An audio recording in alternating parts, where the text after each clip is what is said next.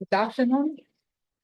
Thank you for joining us today. My name is Kyrgyzstan. I'm director of the program on Central Asia here at the Davis Center for Russian and Eurasian Studies. And today we're very fortunate to have three experts on climate change mitigation, energy transition with us to discuss the mega challenge of climate change and how Central Asian countries are kind of preparing, what they're doing, are they doing enough? And we will focus on two big themes. One, the theme of hydropolitics. That's a very big, well, the water is a very big topic, a very important topic in Central Asia, and been discussed over the past 3 decades, and the experts were talking about the conflict potential and all that. But now with climate change, there is less and less water, and but at the same time, regional cooperation is on the rise. So let's let's see what's happening there.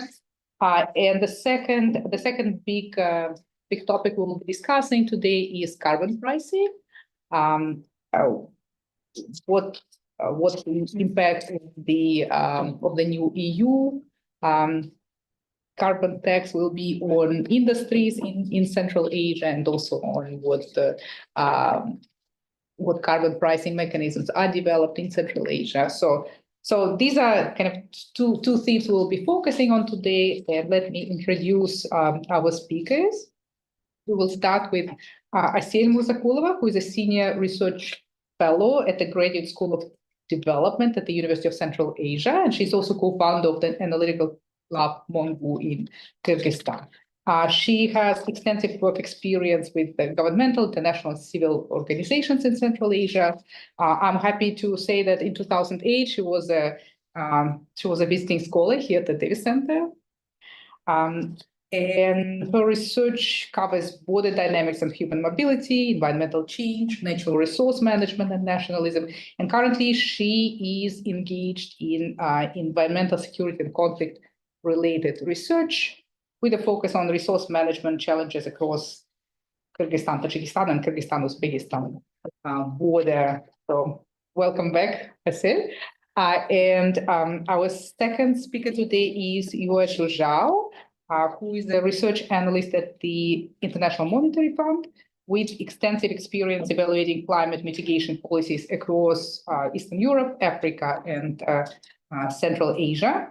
Her research focuses on climate policy, renewable energy, and the trade impact of CBAM.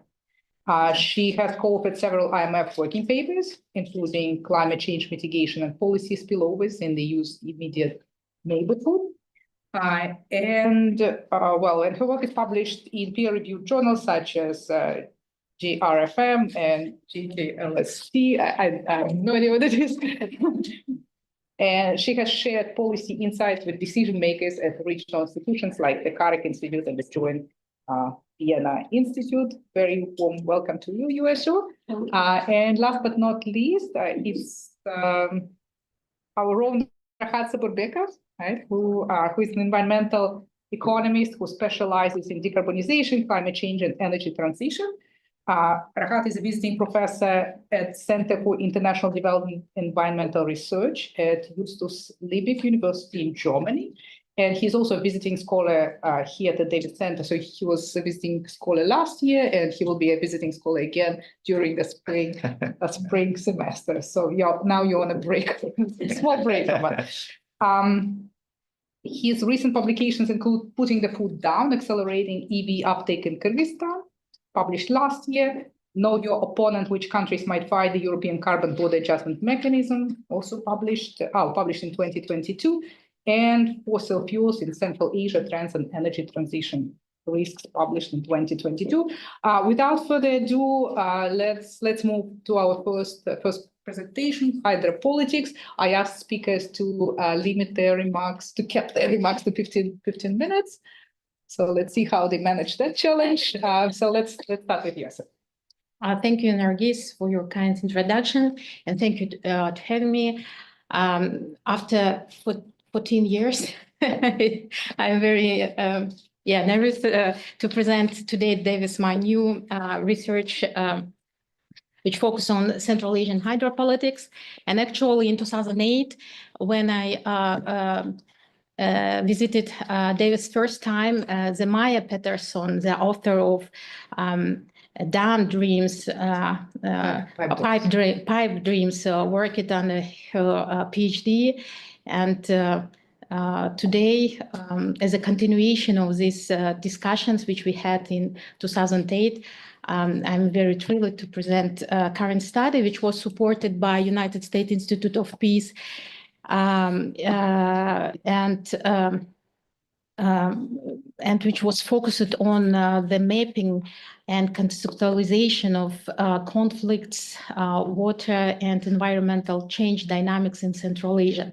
As we know, traditionally, Central Asian countries consider it via Aral Sea basin, but recent dynamics show that countries try to develop a new kind of energy and water relations with countries outside of Aral Sea basin, specifically with China, with Iran, via Turkmenistan, and try to deal with Russia with rivers in the north part of Kazakhstan. So in today's presentation, I will show that regional picture of hydropolitics revolves three dynamics, each of them differently vulnerable to conflict risk, depending on power relations between riparian states. And water allocation could be challenged by a hydro hegemon. And so the existence of legal frameworks is an important element for conflict prevention. As we know, the Sir river basin, part of Aral Sea basin, and was specifically in Sirdarya and Amurdarya. After dissolution of USSR, the biggest conflict was between downstream and upstream countries because during the introduction of liberal market prices to energy, the barter model, which was established by a Soviet hydraulic management system, was challenged. So this led to the conflict between Kyrgyzstan and Tajikistan, the upstream countries, and Uzbekistan, partially Kazakhstan, and Turkmenistan regarding water allocation and water releases from the biggest dams located in Tajikistan and Kyrgyzstan. So because of both countries generate around more than 80% of their electricity from the dams,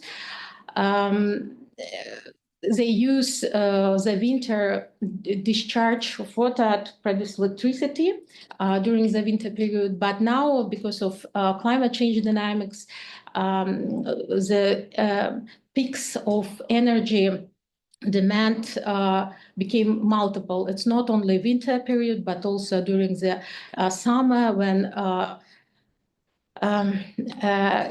users try to no, for cooling, because temperature rise, and now energy demand became the biggest concern for Central Asian states, specifically for Kyrgyzstan.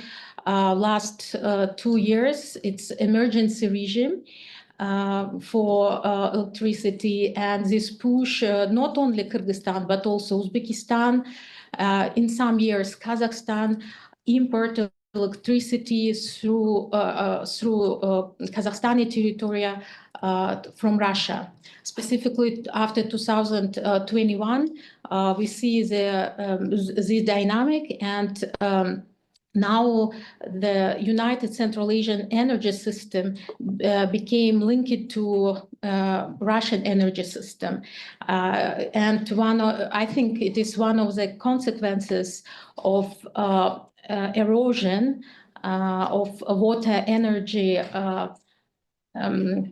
system, which was used during the Soviet time and wasn't mainly recognized during the post-Soviet time. Other very biggest contribution to rising risks in this basin in Sirdarya also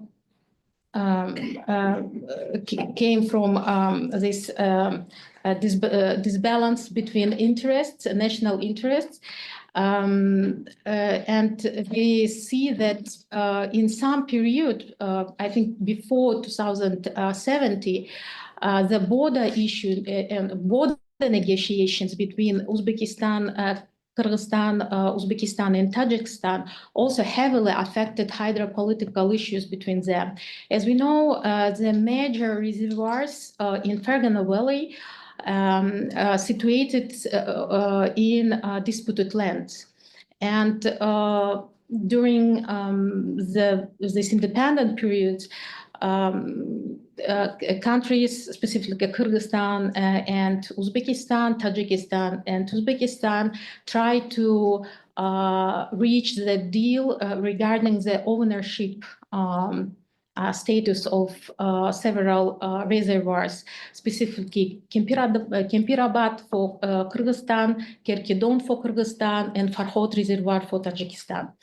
After a political transition in Uzbekistan, we can see that this very painful issue became solved, and now Kyrgyzstan and Uzbekistan achieved border deal, Tajikistan too. But still some problems and conflictual potential remain between Tajikistan and Kyrgyzstan, which also has a shared reservoir in Batken region. But why we identified this situation as a medium risk? Because all countries has a very extensive legislation and water allocation framework. The problem now that this water allocation framework, which was inherited from Soviet time, not sensitive to climate change dynamics. As we know, the kind of Soviet model was based on the percentage allocation, not in liters, like between US and Canada, but in percentage. It's kind of strong side of this system because it became very fluctual and because took to account water law or abundant years. But it is also now became very risky because dry seasons became more frequently occurred in Central Asia. And as I mentioned before, because of this conflict between upstream and downstream countries, the potential of dams to storage water for longer period decreased.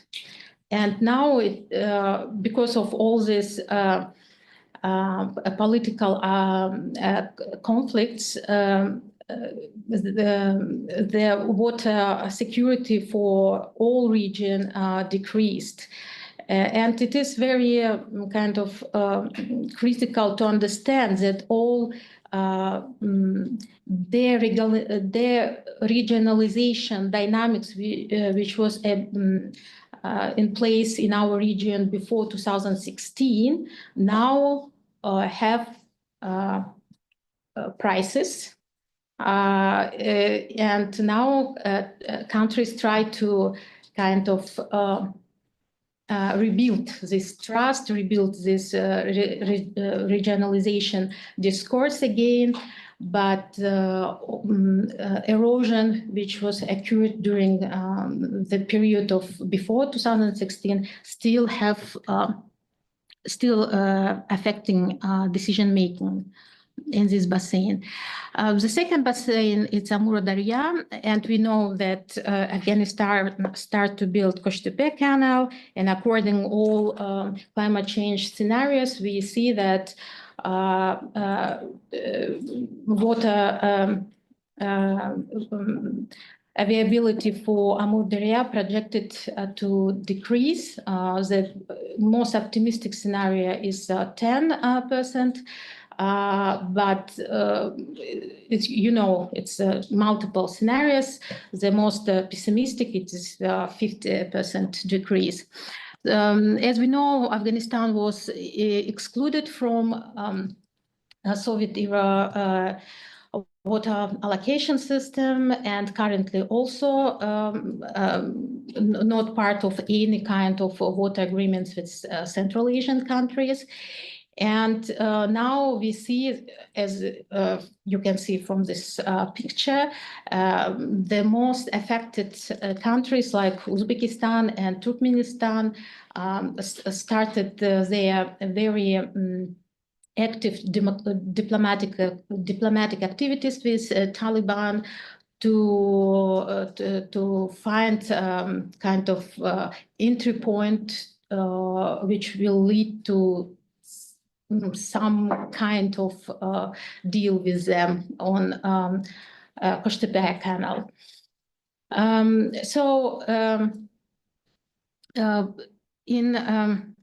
In next basin, which also not basin, in the next situation, which we can see asymmetric dynamics refer to Ili, Irtysh, and Ural River basins. Currently, there is no Ili integrated river basin management plan between Kazakhstan and China.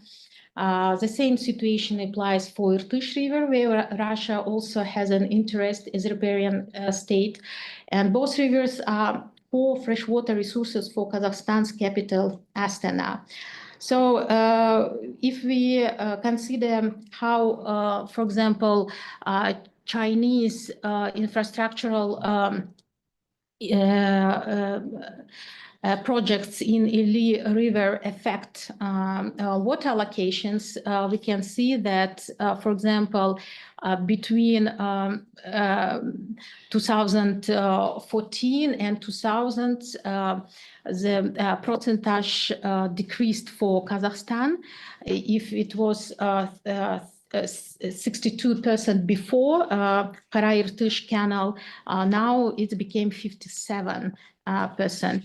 So, and countries try to find, I mean, Kazakhstan tried to find a solution to this situation, but as an upstream country, Kazakhstan, or China, sorry, not tried to go forward. Yeah, here you can see the infographic of different scenarios of climate change for Central Asian region and Aral Sea basin. Let me just show. So here is the Fergana Valley, where the most critical water infrastructure situated, and so you can see that climatic zones will be change very interesting way. So it is only projections. Here we show more than 10 scenarios. But doesn't matter which scenario we will take as most possible. We can see that the rising temperatures, it is the future of Central Asia, not for only Central Asia, but for all world, and how it could challenge the current water allocation regimes. We can see that consideration of these projections actually improved negotiation positions of upstream countries like Tajikistan and Kyrgyzstan. If before we can see that all these countries was like silent in all these negotiations, etc., now they became more attractive to different kind of water infrastructural investments, not only from international kind of banks or other actors, but also inside of region. For example, we know that Uzbekistan, Kazakhstan, and Kyrgyzstan has a deal on the joint construction of upper cascade of Naryn dams. We see same interest from Uzbekistan to Tajikistani kind of infrastructure in the Russian River. So the perception of negative scenarios of climate change also contributed to regionalization of Central Asia after a long period of political crisis. And very important to take to account that during the past 30 years, countries have managed to avoid reforming the water politics of the region. And today it is crucial to consider the price that region discourse of water wars in practice and suffering from water stress caused by human actions. So it is very hard to divide where the real climate change impact to water shortage and water crisis in Central Asia, and where this mismanagement and kind of resource nationalism is a prevailing kind of factor. But as global experience has shown, limited cooperation in the water sector can have unforeseen and destabilize this region. So that's why it is very crucial, I think, for current stage, from academic perspective, invest our research interest to support the growing interest inside of region for regionalization, and also, of course, remember the price which we paid for regional disintegration before 2016. Thank you very much. Maybe we can take a couple of questions now, then move to carbon pricing, then we'll have an overall discussion. Just a small addition. Today I presented a study which was published, so here's the links to papers which you could reach. I have a copy. Thank you. I have a couple of questions.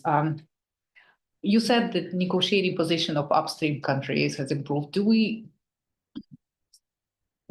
have really kind of evidence of that?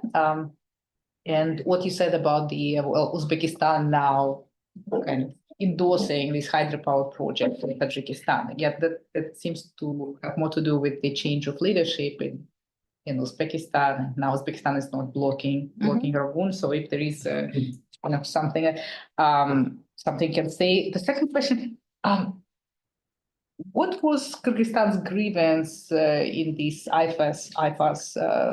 We know that Japarov didn't participate in the meeting of IFAS. I don't know if people know, it's the International Fund for the Salvation of the Aral Sea, and it's a kind of a body that is doing water management in Central Asia. So he didn't participate.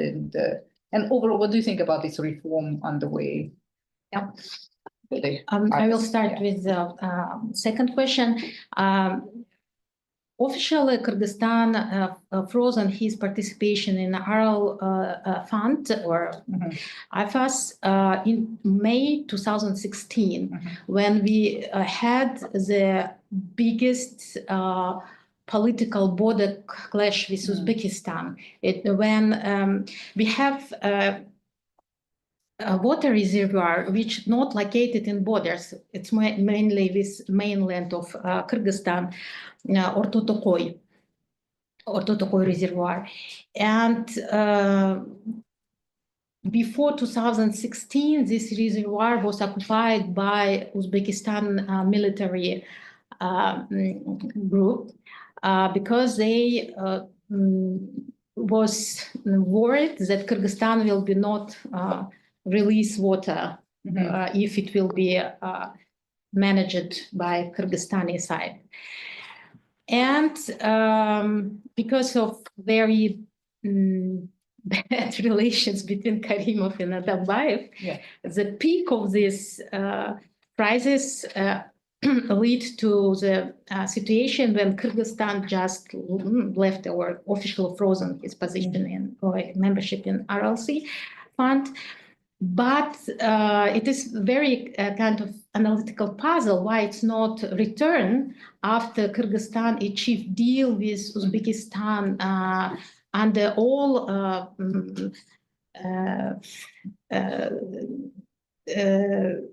conflicted infrastructure. Yeah, I think partially because Kyrgyzstan, but officially they never told like because of border issues or border conflicts. They never link in official discourse border negotiations with water management.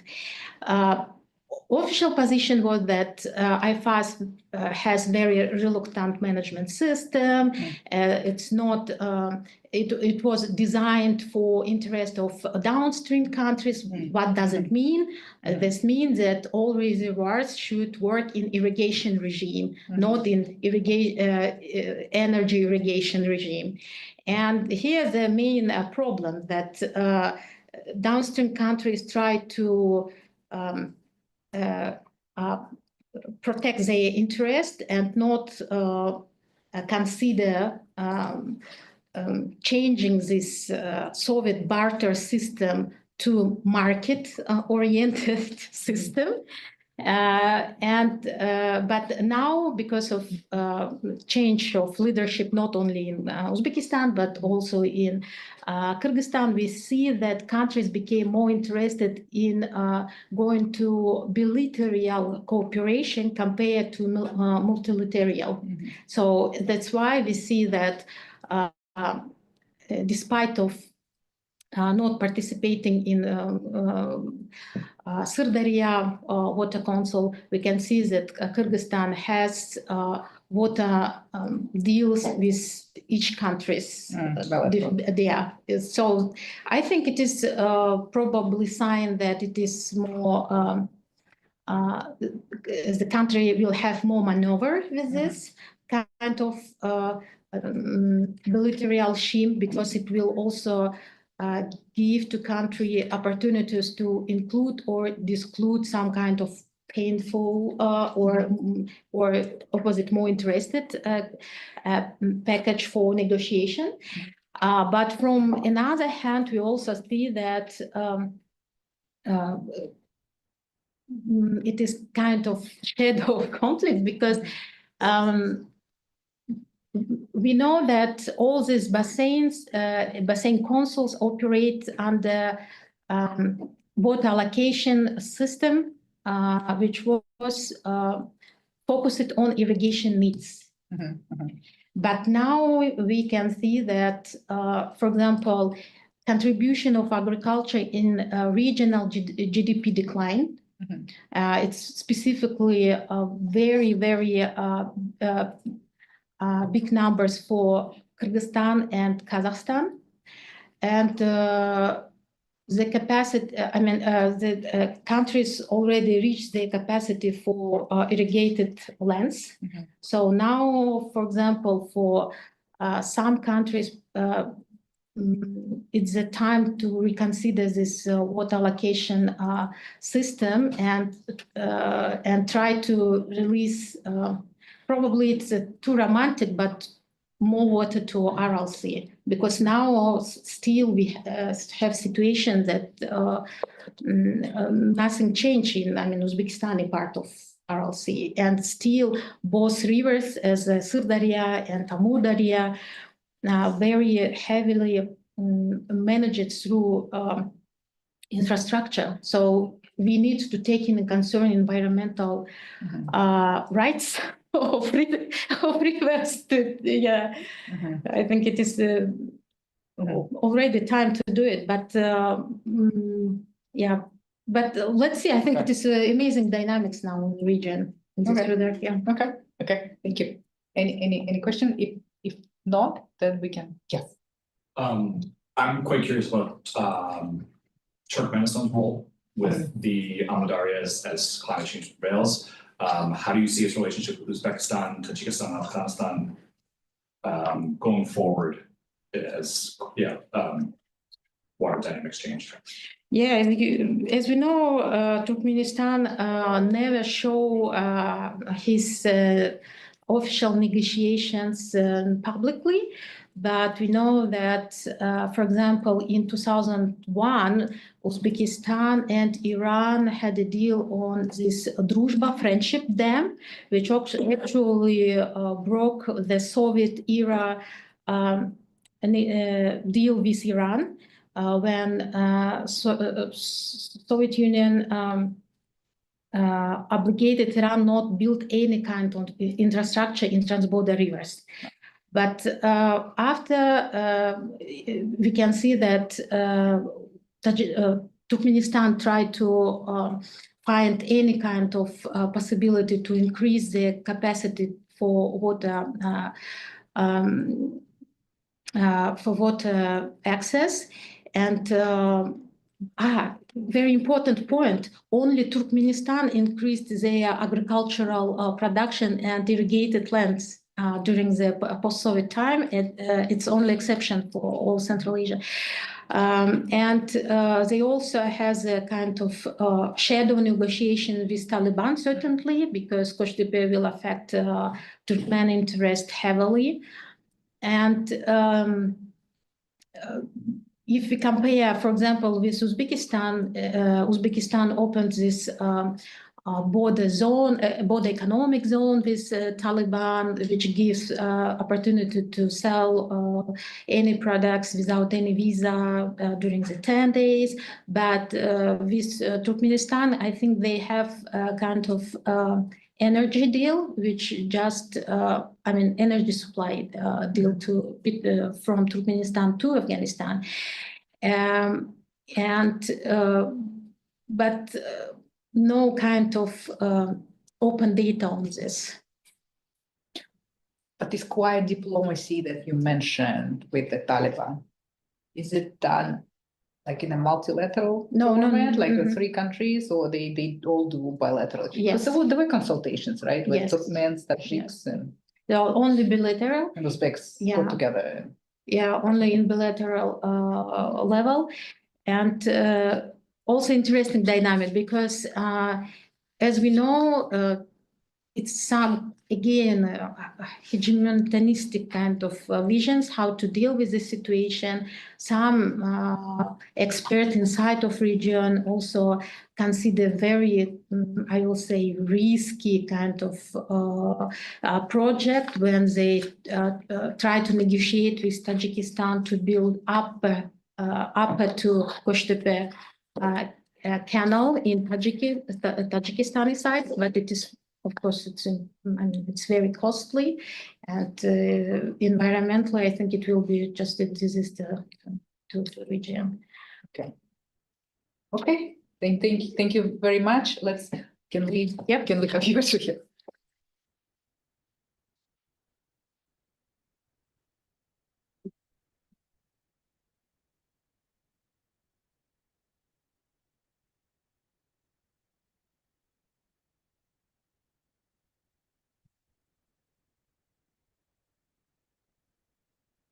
Thank you, Nargis, for inviting me to be here today. And thank you also for his insightful presentation. And for me, I'm going to share my understanding about how the CBAM going to affect the economic future of the Central Asian countries today. So my presentation going to be divided in 3 parts. The first part is going to introduce what is CBAM and then why it's important to study it. And the second part, we are trying to quantify the economic impact of the CBAM to the different sectors and to the different countries in Central Asia. And the third part, I'm going to talk about the climate policy that is already in place and what is the direction of the policy that the Central Asian countries could adopt and would adopt. So firstly, what is CBAM? CBAM is short for the Carbon Border Adjustment Mechanism, which is a EU policy designed to ensure that imported goods are subject to the same carbon pricing as the domestic products. And this will help to prevent the carbon leakage, where the companies might move their productions to the countries with less stringent carbon regulations. So the current focus of CBAM policies is mainly on the upstream and the raw materials. And this policy actually is effective on 2023, and then just a year before this year, and then after 3 years in 2026, and the EU going to collect the revenues, and the companies has to pay for their imports to the EU. And then why it is important? So I will provide 2 aspects. The first aspect, if we look at a company who is importing to EU, after following the formula to calculate the CBAM cost, if we, for example, if there is a steel company who is importing to EU each year for about 400,000 tons of steel, and their cost would be like 185 per ton of their each tons of export to EU of steel. And then the total cost of the steel company has to pay about 75 million per year. And this is as of 2030, because there is a phase-out rate of the CBAM reporting. After the from the CBAM begin on 2023, and the phase-out rate will just keep dropping, and the fees a company going to pay to the EU is increasing. So this is just the middle point about 52 phase-out rate, which is 75 million per year. It's a huge cost for a company. So for company-wise, they have to decide whether they're gonna still export to EU or whether they're gonna to keep operation. So that's a huge decision for the different sectors, which gonna to be heavily impacted by the CBAM policy. And for the country-wise, we can see that the Central Asian export to EU is account for about 23.6% of their total foreign trade. And Kyrgyzstan and Tajikistan has about 25% of their total export going to the EU. And despite the smaller absolute export values, while Kazakhstan has the largest absolute export values, which about €9 billion to export to the EU, mainly in oil, mineral, and agricultural products. So this also the CBAM also gonna have a huge impact on the Central Asian countries. This is like a literature review on what has been studied on this CBAM economic effect on Central Asian countries. Mainly, their understanding is that there's some special sectors going to be impact heavily, especially Kazakhstan aluminum sector, which is highly exposed to the CBAM. And also, there's also some indirect effect, especially for the Uzbekistan and Kazakhstan. They are both oil export states, and their oil export to other neighbor countries is going to also be impacted indirectly, because they're going to use their oil to produce some other products that could be subject to the CBAM policy as well. So now we're going to try to have more numbers on how much the Central Asian countries are impacted, which sectors is impacted heavily due to the CBAM. So we're trying to calculate all of these to develop ad valorem tariff index, and to include the real carbon price, the carbon intensity, and also the share in the trade flow. The methodology is developed based on the Malisvitsky L 2023 methodology. And here is how we calculate it. So basically, we're using a trade-weighted CBAM cost, which is a product of three parts. The first part is differences between the EU ETS price and the carbon price of the destination country. And the second is the CO2 emission intensity of product P in the country J. And the third part, it is a trade share. So it's a trade share of the value of the trade in the product P with the partner J, and will be divided by the total value of the trade for the country I. And for this calculation, there's a little bit adjustment different from the Malisvitsky methodology. We use the total import and total export instead of the total CBAM products export and import. This will capture the trade dependency and the pressures exerted by CBAM on the individual countries more accurately. So for the data we're using, the firstly for the trade flow, we're going to use the product level trade data between countries from the Comtrade. And also we're going to integrate it with the carbon intensity data, which is from the MIRO. MIRO is a macro region input-output module. And also for this calculation, we're going to include the scope 1 CO2 emission, which is a direct CO2 emission to make the products, and now include the scope 2, which is electricity used during the product producing process. And also we're going to, in this calculation, we have two scenarios. One is the current scenario, which is already covered by the current CBAM mechanism, which including the cement, aerosteel, aluminum, fertilizer, electricity, and hydrogen. But we are not going to look at the policy only for this year. It's going to keep evolving. So we also think about in the next 10 years, if all the EU ETS kind of products has been covered. So we have the extended CBAM scope, which will cover everything by the 2034. We can provide insightful futuristic looking of the policy making, what's going to happen in 10 years. So the basic finding is here.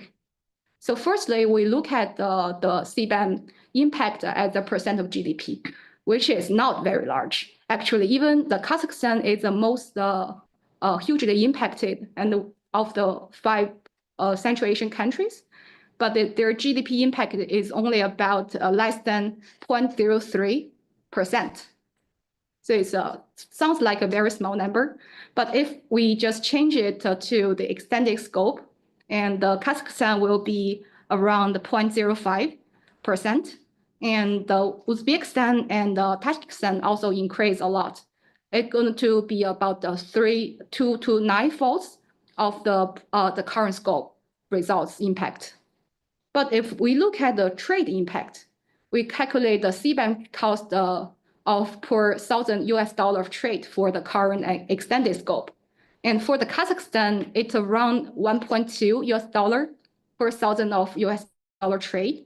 And while for the extended scope, it just increased dramatically, about $2.4 per $1,000 of US dollar trade.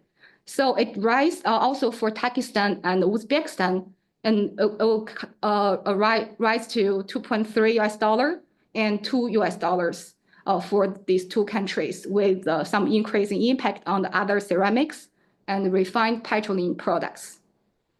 But after we look at this, we still have very limited understanding whether it is largely impact or just mildly impact. So we do another global comparison.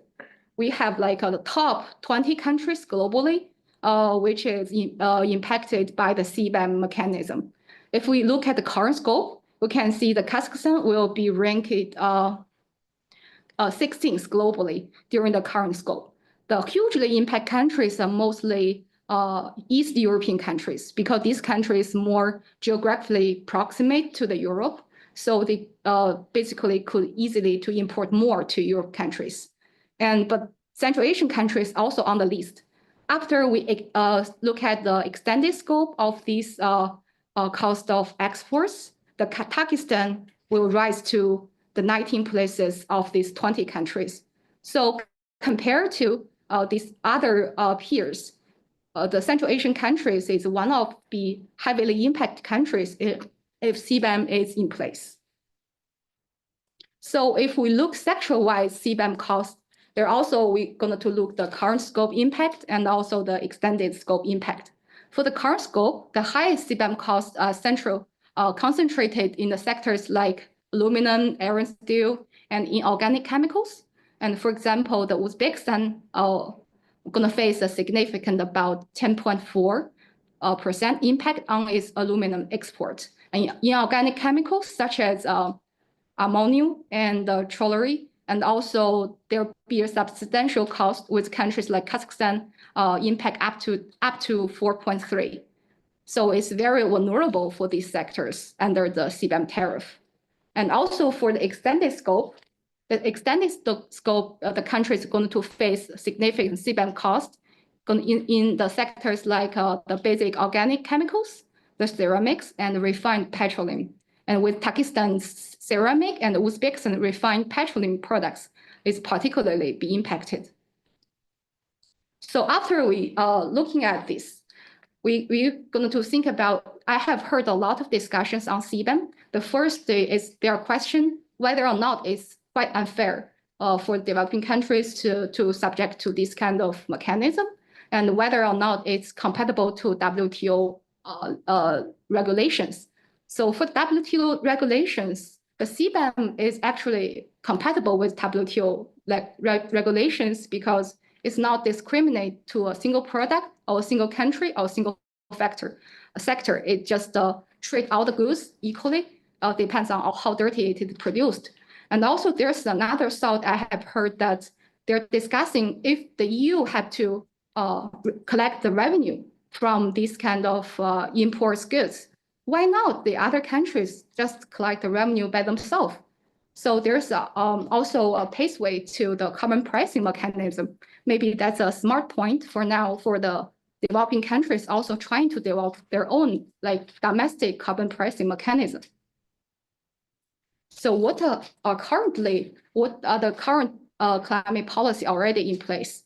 So Central Asian countries has increasing climate policies in place, implemented, with Kazakhstan has a very leading policy development, particularly in electricity and heat and transport sectors. And Uzbekistan has made significant progress also in recent years, while Kyrgyzstan and Turkmenistan, we can see is very few policy in place, and mostly in the general climate strategies.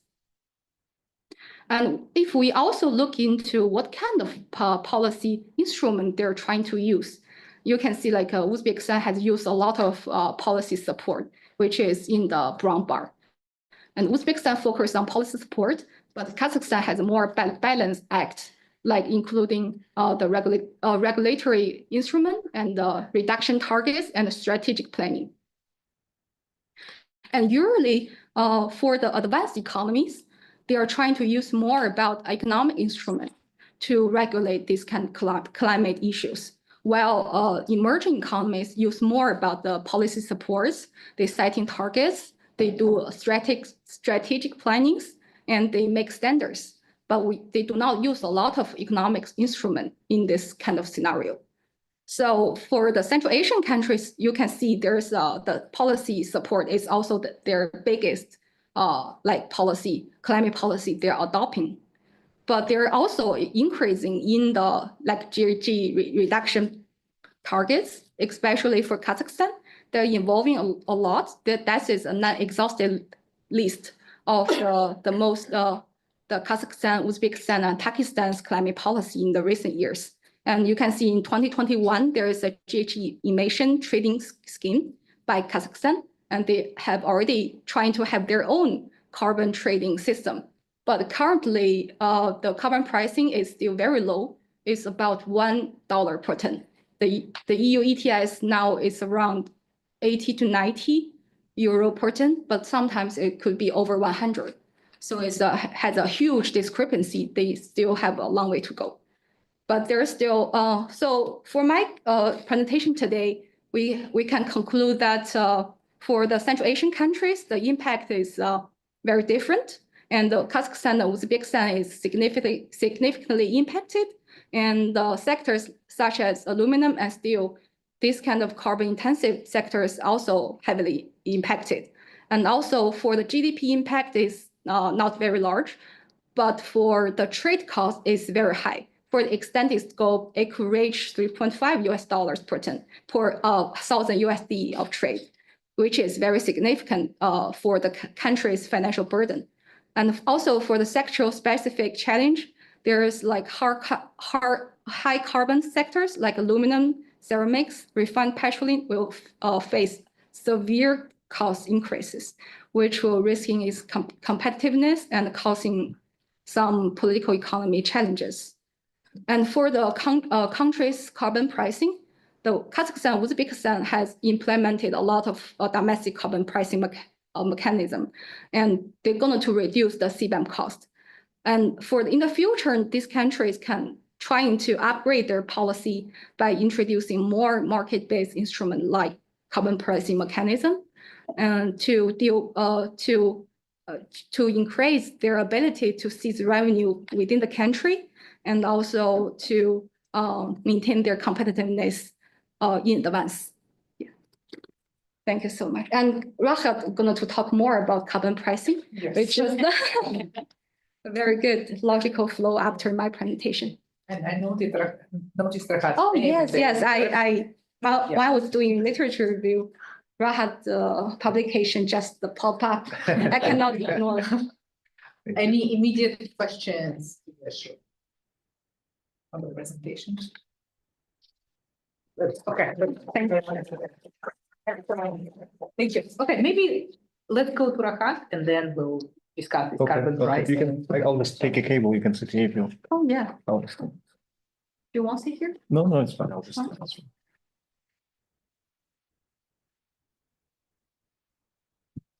It will work? Yes, okay. Great, wonderful. Okay, thank you very much, Nargis, for the invitation and the issue for setting a stage. I think it's, so I'll continue, and I don't have much very beautiful graphs as you did, unfortunately, but yeah, I'll try to make sure that it's not boring.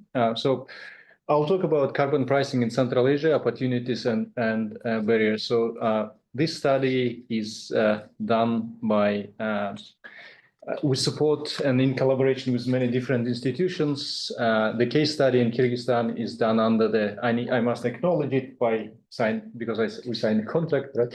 It's under the grant of CAREC, and it's done together with Dr. Ajan Shashena from the Crossroads. And as you can see, as Nargis mentioned, I have affiliations with the University of Justus Liebig in Germany and the OEC Academy in Bishkek. And obviously with Davis Center program on Central Asia, which I'm very grateful for. So this is the outline of my presentation.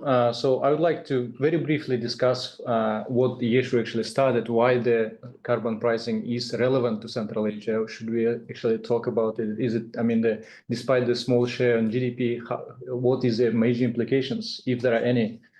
And then I'll briefly again talk about what is actually happening in the carbon pricing in the region. And then I will take the case study of Kyrgyz Republic and actually go into the details. What is the actual impact on the economy? And what does it mean? Or can we infer larger kind of assumptions? What to expect in the future? So carbon pricing is it's widely regarded as the main instrument to fight the climate change, and there is probably the highest consensus on any topic among economists that putting a price on carbon is the kind of silver bullet to fight the climate change. So hence there is so much attention and talk about carbon pricing. So this is a map from the carbon pricing all around the globe. The countries have implemented, you can see in different parts, the different types of emission trading schemes or carbon tax, etc., etc. Among developed nations, higher income nations, practically all of them have in some form or the other some type of carbon pricing. United States is an outlier. It's very different. I mean, if you want, we can discuss why. I mean, you know better than I do. But even and this actually graph doesn't also show the so-called voluntary credit markets, where the countries are kind of offsetting their carbon credits. For example, it doesn't show that nothing. So it tells you that, like, you know, nothing's happening in Africa. But for example, in Kenya, they have the agricultural carbon credit mechanism. In Uzbekistan, I'll talk about, they have voluntary credit market. So what we're observing that everywhere it's actually happening. So if 20 years ago, putting a carbon price was some kind of fantastic, and it was discussed and disputed, now it's kind of becoming more and more standard thing to have. So why the carbon pricing irrelevant to Central Asia? So we have seen on the example of the EU carbon CBAM that it's actually going to affect. And then there is a global push. So, and we assume that, and we can actually see that more and more EU type of carbon pricing mechanism are going to be rolled out in different places. In India, for example, there is also a discussion about rolling up own Indian CBAM. So more and more countries are actually putting the price on carbon, and it will definitely affect in next 10, 20 years, definitely. And the incentive to introduce carbon tax or carbon pricing in general comes from the Paris Agreement, which has been signed by all Central Asian governments. And it says Article 6 actually allows the countries to trade bilaterally, multilaterally with their carbon. That means that individually countries actually can find the revenue source, if you will. And then also sub-article of the Article 6 actually tells that there will be finance provision, there will be capacity building, technology transfer, so lots of additional benefits for the countries, right? So hence, it's in the best interest of Central Asian countries also to comply with the Article 6. And then in NDCs, nationally determined contributions or climate policies of all Central Asian countries, they all claim that by 2050, 60, they will be either zero carbon or carbon neutral, climate neutral countries. So, and this is very challenging to be climate neutral without actually putting a price on carbon. So, and this leads us actually to the kind of conclusion that carbon pricing will be introduced in Central Asian countries. So what is happening in the region? As you actually mentioned, Kazakhstan has introduced is an emission trading scheme. I will very briefly explain what the emission trading scheme means. In 2013, the only country in Eurasia, actually, Uzbekistan, this year actually, they also have this carbon resource application energy transition project for Uzbekistan, iCraft. I mean, the name is very long and complicated, but generally basically means that once Uzbekistan offsets some carbons, it can actually sell this amount to outside in the market. So its initial stage this year, it's $46 million, and they have successfully implemented initial stages. So and this is the first in the world done by the World Bank project, right? So this is regarded as a very successful project, and it's very ambitious. So in the future, there will be more of these kind of things all over the world. And Kyrgyzstan and Tajikistan, there's actively discussing carbon pricing. For example, last week, the World Bank published a climate and country development report for Tajikistan. And they specifically mentioned that carbon tax is being discussed in Tajikistan and what are the best ways to implement it. So these things are happening, right? So this is very briefly, I understand there's very different backgrounds. So this is carbon pricing. So carbon pricing has two options: whether you introduce a tax, when the government said, okay, 1 ton of, if you emit 1 ton of carbon, you must pay a tax, right? And we all know what the tax means. It means it's certainty, the government is established, you pay it, and there is not much you can do, right? The second option is so-called cap and trade or emission trading system or emission trading scheme. The government established a ceiling, let's say 100 million whatever tax, carbon credits or CO2 tons you can emit as the industry or the country And within this ceiling, under the ceiling or under this cap, the industries or companies can actually trade with each other, right? So this is the two main types of carbon pricing. Okay, with this said, now I propose go to the main part, the Kyrgyz case. So the goal was to examine carbon pricing options in Kyrgyz Republic. It has two kind of ways, two questions. The first question is what is the cost of carbon in the Kyrgyz Republic? And second one is to understand whether carbon pricing is feasible, what are the barriers, challenges, what are the opportunities. So very briefly about the method, the report itself, it has undergone so far 3 reviews, and we expect it will be published. Hopefully, we will be able to share it maybe this year or, I mean, in January the latest. So it uses 2 methods. The first method is economic modeling. We are using the input-output model. In literature, sometimes it's called environmentally extended input-output model. It's based on the input-output tables of tables. I think that maybe you know, most of you probably know that the American economy, Russian-born, it has connections to Davis Center, Russian-born American economist Vasily Leontiev came up with the input-output model, and this has been obviously extended, modified, but it's very nice kind of model, which basically it's like you have on the rows, you have the sectors, and on the columns, you have inputs of sectors. So you can see actually which sector uses inputs of different sectors, right? So it's a matrix. And to this matrix, we also merged with the energy balance. So energy balance tells you which products or which sectors use what kind of fuels, right? For example, you have agriculture, we use, I don't know, 10 tons of coal, 5 tons of gasoline, etc., etc. And then you merge it with the input-output table, which also which has monetary value. Yeah. So you combine these 2 things, and you actually get not only the monetary value but also the carbon value of each product, right? So this very interesting, model. And then stakeholder analysis was done mostly by my colleague Dr. Ajan Shershenova. She did 32 in-depth interviews, mostly government officials. We were lucky to interview some top officials from the president's office. I think one the deputy minister, experts and researchers. The good thing is that the carbon pricing is still a kind of narrow topic, and there are not, 32 is actually a large number for this kind of topic.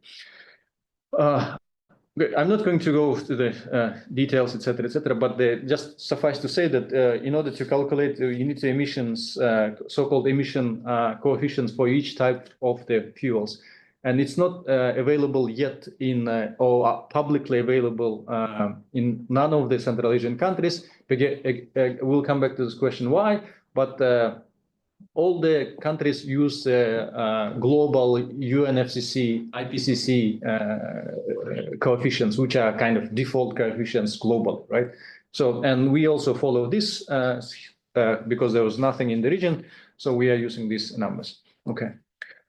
Okay, so these are the different sectors. I'm not going to all, but let's just draw your attention maybe to mining. So these are different types of energy. For example, here mining uses 40%. Oh, sorry. Yeah, more than half of the mining is actually from coal. Energy is consumed. If you look, for example, at the trade, most of its fuel is gasoline and diesel, etc. So this gives us kind of very interesting perspective. What are the consumption of types of fuel, and then this will also translate into the emissions, obviously. This is CO2 emissions. This is, we see that energy supply is 40%, trade is about 23%, then we have manufacturing and mining, and then these are most of the CO2 emissions are produced in these 4 sectors. 90% is basically in these 4 sectors. So it's very kind of concentrated CO2 emissions. But this is total emissions, right? another interesting thing to see would be what is the emission intensity. Emission intensity is the amount of pollutants, in this case of CO2, released per unit of activity. So basically how much we emit in order to get $1 of value, right, in this sector. And we see that, again, electricity supply is highly intensive. Public administration, defense, compulsory social security, healthcare, education, etc. So interesting thing that we see that most of the public services, or the public services, are highly carbon intensive industries. So, and just to remind you that these are, for example, most of this is still state owned, right? For example, electricity supply. And not only in Kyrgyzstan, but in most of the region is actually either state corporations own it, education, obviously, public administration affairs. Okay, this kind of gives you an idea that, so maybe, the government should also pay attention to its own CO2 intensity before coming up with the climate policies, right? So this kind of a little bit in a different direction. So these are the sectors with the highest carbon cost. Again, electricity supply, trade is very different animal. We have seen previously that in trade it's highly emission intensive, huge carbon costs. At the same time, most of the energy consumption is gasoline and diesel, which comes from 99% comes from Russia, right? And there is a very strong lobby. And then, if political science can, I guess, taking from environmental economics and talk about this thing. So this gives you a lot of interesting food for thought.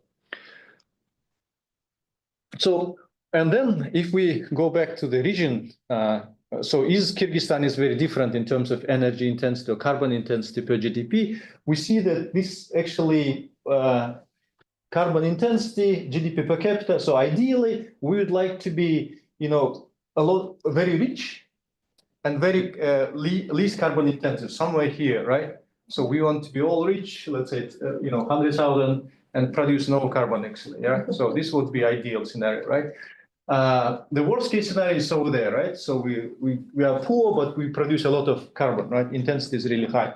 So you can see that Kazakhstan, Uzbekistan, and Kazakhstan obviously has very high GDP. Turkmenistan was also over there somewhere, and then Kyrgyzstan, Tajikistan, Uzbekistan are kind of more closer to each other. But this what is the level? Is it level of the let's say developing countries or developed countries? And when we have to describe the low-income countries, we see that actually when the low-income countries are present here, we see that so-called countries in transition of Central Asia have the same energy intensity on average and GDP as a low-income countries. So this begs the question that, despite being countries in transition, our GDP carbon intensity and GDP per capita is actually not very different in this specific topic from the low-income countries. So what is the stakeholder insights told us? So based on the interviews, the first question is that the government actually has very limited readiness and lacks infrastructure, expertise. Private sector is not ready. There is no dialogue, so no engagement with the private sector in the region. None of the countries, probably the Kazakhstan has much more engagement with private sector than the rest. And then public sentiment is very low awareness and understanding about the carbon pricing. Just to illustrate the example, this is the first. The first is evaluate the readiness of state, and about 70% of the respondents said that state is not ready.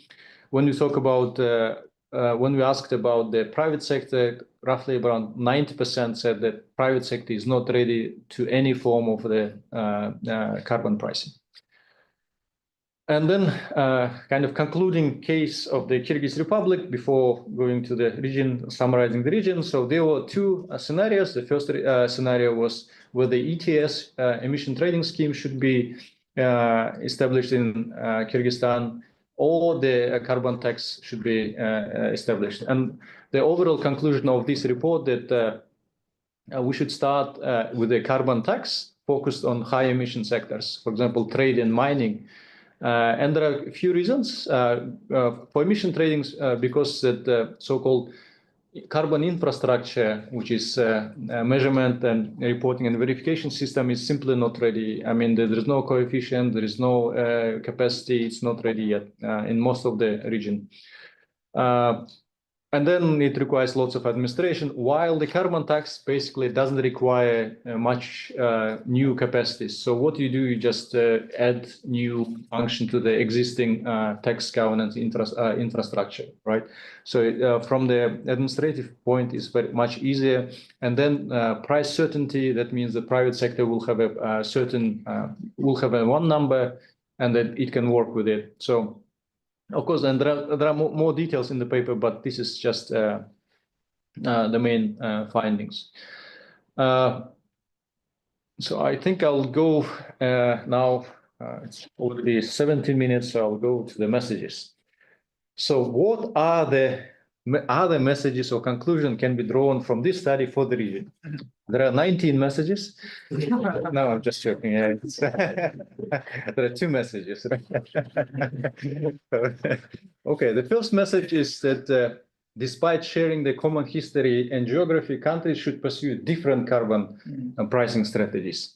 And the reason why, the countries, despite being a one region, they have very different total energy supplies, economic structure, energy consumption patterns are very different. So, for example, if you look at this one, so Uzbekistan, mostly natural gas, and Kazakhstan, coal, Kyrgyzstan, oil and hydro and coal. And this energy mixture tells you a story that carbon intensities are different. What type of, for example, transportation in Kyrgyzstan and in this oil, basically all the trade, mostly trade, in Uzbekistan trade would be natural gas. So again, the within the consumption and the supply and structure of the economy of the countries are very different. You can actually suggest that maybe Kazakhstan and Uzbekistan are more or less similar, and Tajikistan and Kyrgyzstan are more similar, but still there are differences. So what is a common thing? Common topic is the very heavy carbon intensive infrastructure. That means transportation, energy supply. These are all inherited mostly from Soviet Union and very highly carbon intensive infrastructure in general, as we have seen in case of Kazakhstan, in Kyrgyzstan, for example, education, healthcare, mostly heating, buildings, etc. Limited carbon accounting infrastructure is another thing. MRVs, these carbon coefficients not published. For example, I was just discussing the issue, for example, in China, you can go to the National Statistics Committee of China, open a statistics office and actually download the coefficients for each type of the coal, so you can estimate it. In none of the Central Asian countries is available because they use the default values of IPCC because numbers is actually measuring it. And then carbon intensive GDPs, for example, manufacturing is dominant in consumption of energy in Uzbekistan. In Kyrgyzstan, it's mainly trade. Again, it's different depending on the country. And the final message is from Jean Buridan's donkey. So you know the story that the donkey wants to eat and drink. So it cannot decide whether it's drink or eat, and then it finally dies in the middle, right? So the story is relevant to Central Asian countries as well, because implementing carbon pricing and subsidizing fossil fuels at the same time is not feasible. This is not something. This is a road to disaster. And this is a paper we published with Indra Orland last year. You can see these are fossil fuel subsidies, the share of GDP in logs, and here you have energy intensity, how much energy we consume in order to produce $1 of GDP. And out of all roughly around 200 countries, the Central Asia is, as you can see, it's very at the top.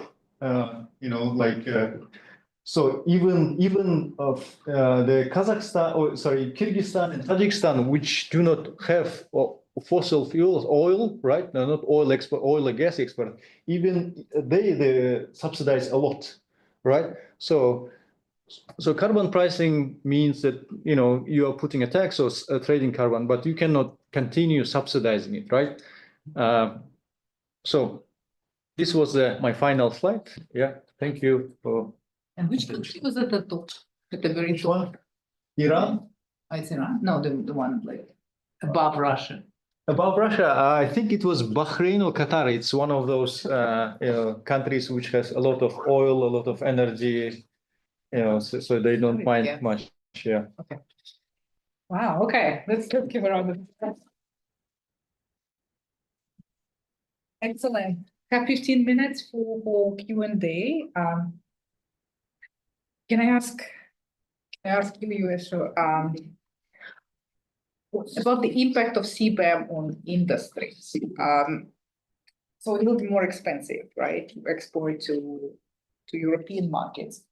Yes. Are there alternative markets that are as attractive or that would become, you know, kind of more attractive with the introduction of CBAM, where kind of the industries can sort of redirect their commodities, their trade flows? Is it a scenario or not? It's like, okay, you know, that's too expensive. Let's send it to, I don't know, India or something.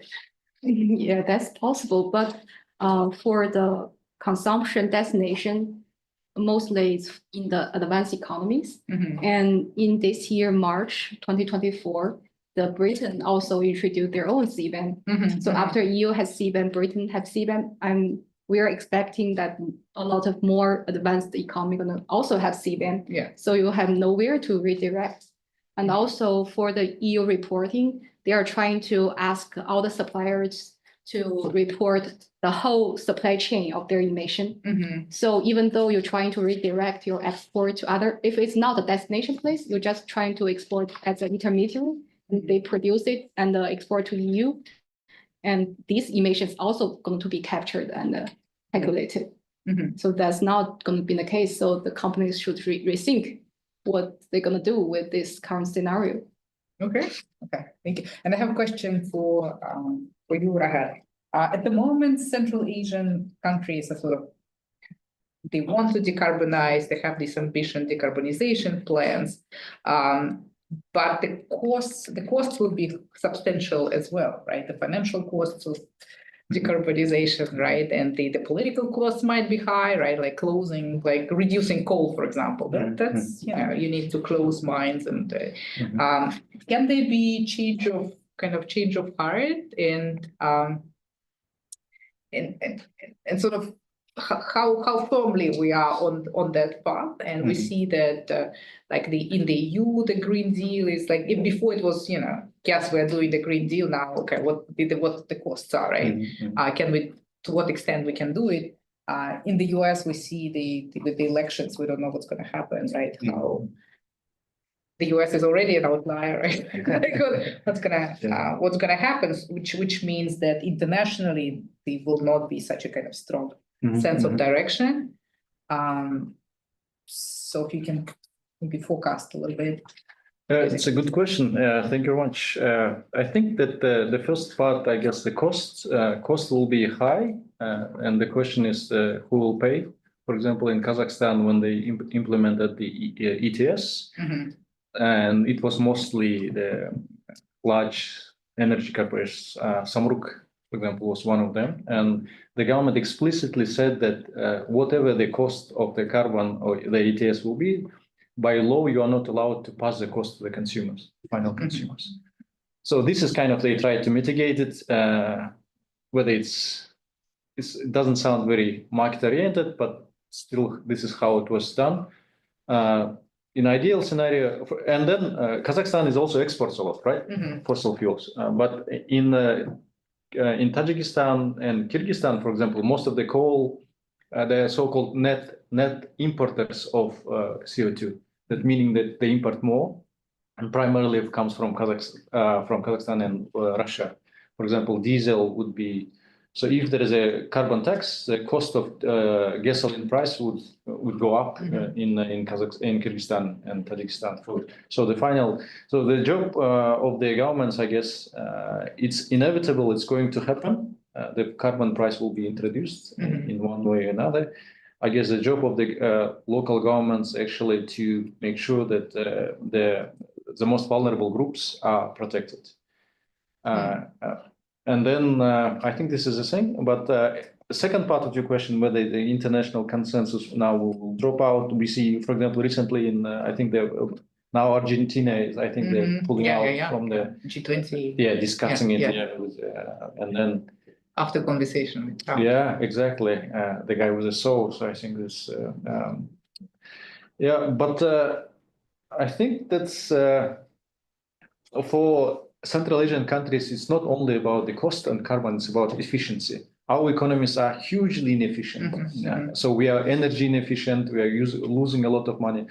I think I really like the case of Uzbekistan because in their Paris NDCs in climate policy, they didn't say that we will reduce carbon emissions by that much. What they actually said that we will reduce by 30% intensity of our GDP. That means it's very smart. They are not saying that we will stop producing, but we will just improve the efficiency. And the whole policy or macroeconomic policy, climate policy is in alignment with the efficiency. So in our region, it's not about whose cost, etc. And for us, it's about cost efficiency. So carbon policy for us is very needed policy, especially considering Asel's prognosis about energy and water. So we are wasting so much energy. So if we once we implement the carbon policy, actually we might actually gain efficiency at least. Yeah. Okay. Excellent. Any questions, comments? You can ask each other questions. Should we have asked you?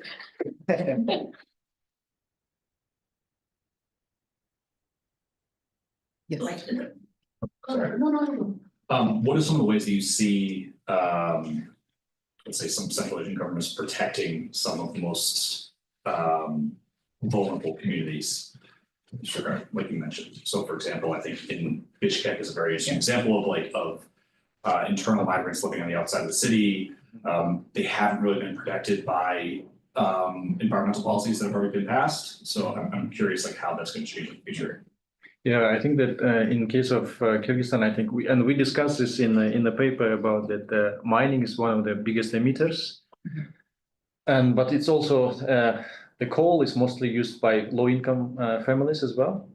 So this creates a dilemma for the policymakers. So I think that the solution would be that first of all, when you introduce, you need to either create a social net for those families, or phase out as the kind of not do it once but have a phases. So the households they have the time to improve the energy efficiency of their buildings, improve the heating systems, maybe renewable energy installations, etc. Or another option is just to make these families exempt and then have the most of the carbon tax, for example, on gold extraction, for example, which is big deal as you know, in Kyrgyzstan, and I think they pay don't much. I think personally, I think they don't pay a lot of taxes. I think they should pay, but these kind of things are. I think, but very interesting question about the lobbying of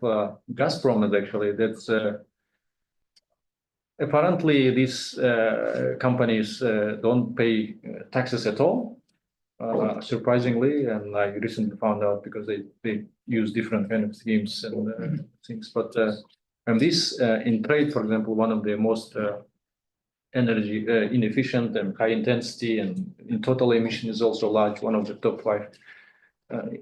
It's mostly, the automobile industry. But now there is a switch with the Chinese EVs are coming in. It's going to change. And this would actually, benefit the decarbonization strategies in general.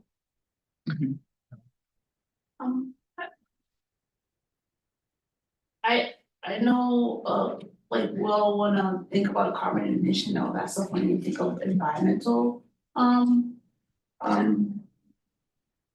issues, but like from a personal level, one thing that I've been trying like really hard to stay away from are the toxics in the environment, like in plastics and stuff like that. I wonder if that's something that's factored or considered in these type of environmental studies that you guys do. The second thing that I think about is in trying to grow my own food is think about like my impact on like the other critters in the environment and, you know, like the bees and all that stuff and we could try to grow stuff that they can use so that it can, like are those type of other non-human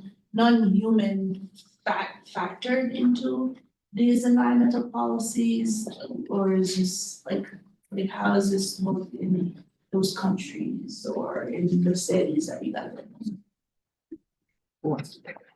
Don't it? I can take the first half. You're talking about like plastics and other environmental concerns. Well, I just give that as an example, like, like there's just general toxicology, like you know, before like the nectar juice that you saw here, for example, was in a glass bottle. Not only that, it didn't have citric acid, didn't have any of these, it had ingredients that you could read were just like mango juice, water, right, and sugar.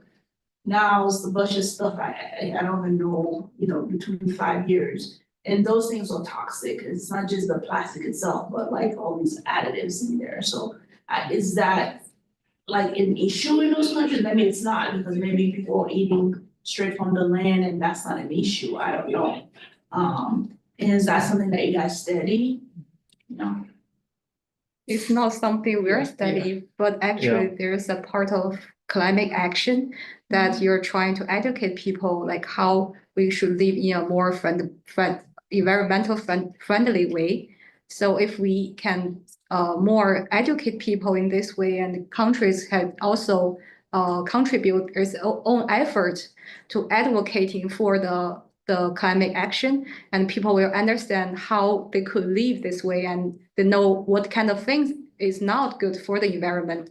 I think in this way we are able to have more and more people to know how to contribute to this kind of action. But I don't feel it's very good for countries to use the policy designing to tackle these kind of issues. But The what design? the policy design. To design policy like we ban plastic, I don't feel that's a good way to do so. Actually, in Kenya, they're trying to ban the plastic bags using in the supermarket, and they only offer the paper bags. But actually, the paper bags they can only purchase from their prime minister's factory. So that's I'm not sure whether or not it's good. It's very environmental. Maybe not great, but maybe good for the environment. But actually we use overall, there is a good side and bad side. We use less packaging because people shop in bazaars a lot, and you know it's not you know, we don't have these prepackaged like two tomatoes in a plastic thing. You don't have that, right? You buy a kilo, 2 of tomatoes, right? But at the same time, there is no recycling, not much recycling. So they kind of but I think it's now in the budding stage. I absolutely agree. I think it's. But there is much less trash. When I go to Almaty, like the amount of trash we produce is so much less than here. Okay. It's an interesting study. Would be. Hi, thank you so much. I'm Ben. I'm a student from the Kennedy School. How have efforts, like US efforts to back a common electricity market in Central Asia, you know, either increased or decreased kind of the security concerns around water rights in Central Asia, and then how does it play into these trade tools and the ability to reduce carbon in these markets? I think US interest was very much stronger till 2000s. For example, the Scuderia agreements, which new agreements after 19th, which was signed in 1998, was a result of US aid kind of efforts. And this efforts was the first and last for now a policy framework which was designed to recognize what the energy deal with market prices. But after, I think US interest wasn't such intensive like in early 90s, and now still USAID has a water program in region, but it is not such sound like it was before. And now the major kind of international player is Switzerland with Blue Peace Initiative. Just recently, they launched this the second phase of this initiative, and yeah. So EU also. There is a water energy initiative, part of the global game. yes, but it's not very targeted to It's just they're studying. So, but there is a USAID Power Central Asia project. It's a big project, and that's probably what you refer to. Yeah. Or I guess more generally, like, do you think a common energy market or energy sharing in the region could help reduce tensions around water rights? Yeah, definitely. There is an attempt to create a water energy consortium under this IPES umbrella. We don't know details. Kind of the idea is. Okay, and actually we're on the clock. Unless there is a burning question, we can. Okay, yes. Thank you. I'm Tom. I'm a new visiting scholar at the Davis Center. So hello to everybody. Thank you for your presentations.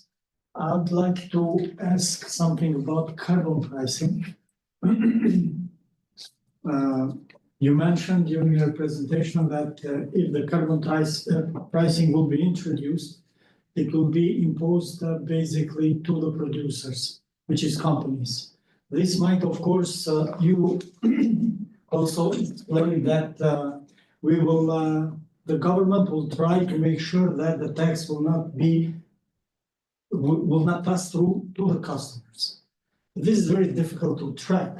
In this case, this could produce some sector-specific inflation, which is very difficult to be managed. Have you had in mind how much approximately this introduction of carbon pricing may increase inflation, sector-specific inflation of these producers? And of course, what will be local mechanisms to address it? Thank you. Okay, I can start. And, yeah, I didn't specifically say that it should be introduced to producers, but it was for sectors, different sectors. But it's very good question actually, whether it will be. So by law, you can, as Kazakhstan, for example, did, you can prohibit it. But it's a market, and it depends on so-called, we call it elasticity, right? So if in elastic demand, so that regardless what the price is, the burden, most of the burden will be paid by the consumer, right? So this is the thing. But the idea of the carbon pricing, for example, emission trading scheme is such that, and we know from the literature and from what has been done already in European Union, in China, we see that it doesn't actually lead to significant increase in price. What we see is that it leads, for example, let's stick with the case of China because it's a developing country, and it's also so what they did actually in 2011, in 2012, they introduced the pilot ETS, emission trading schemes, in 5 regions. And then they rolled out on the national level. So what we have, we see that from the literature and from the data that actually the efficiency, energy efficiency of these 5 provinces has increased by 22%. In comparison with the other regions who were expecting that there will be ETS will come, national ETS will come, but if energy efficiency or energy intensity was not only 15% increase. So overall, based on the literature, we see that it didn't actually result in the high prices, but rather it actually because it's market-based, it improved the efficiencies. That's what we see. Yeah. Just recently, we had a discussion with the World Bank group. They tried to establish the scheme for the livestock sector. And we know that the biggest livestock holder is the households. So in this regard, I think your question really very painful because where this kind of border between producers like the companies and rural households. One of them. For example, I'm from Kosovo, which is a country in the European continent in the region of Western Balkans. And recently, the government took some measures in order to subsidize households in order to combat the pollution and the production based on fossil fuel energy.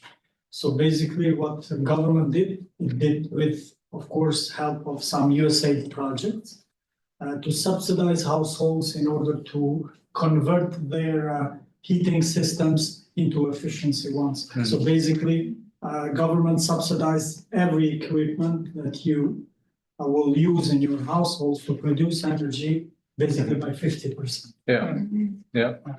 And then you can also introduce a carbon tax and get this money and use it for subsidies. Yeah, this is traditionally what's a recommendation. Yeah. Okay, Yoshi, do you want to say something? Oh yeah, you're talking about the sectoral inflation. I think you're right. It's very hard to track because other than the carbon tax is imposed here, and there's a lot of inputs that are going to cause the inflation. When the raw materials is increasing the price, how could you know like where the inflation is coming from? So I don't feel like it's a feasible way for the government to know whether or not the price is increased. But if they just set the fixed price, I feel it may not good for the market itself. It's not really a market-oriented methodology to to lead to the ideal result that you mentioned. There is an increase in efficiency. Maybe they're going to kill some competitive companies which can still survive in the market, but they cannot for now. It's a very valid concern. Then again, competitiveness is expensive, right? You need to invest a lot. And there is a large body of literature which actually about the reason why for example, justification. Sorry, I'll just very quick note why the EU CBAM is actually being discussed and introduced that it's so-called carbon leakage because EU companies are losing their competitiveness in the international market because this is kind of justification. But if we take the global picture, if everybody has a carbon efficient economy, so we'll have less climate change. That's kind of okay. Amen. So let's okay. Let's give a round of applause and thank you so much for joining us.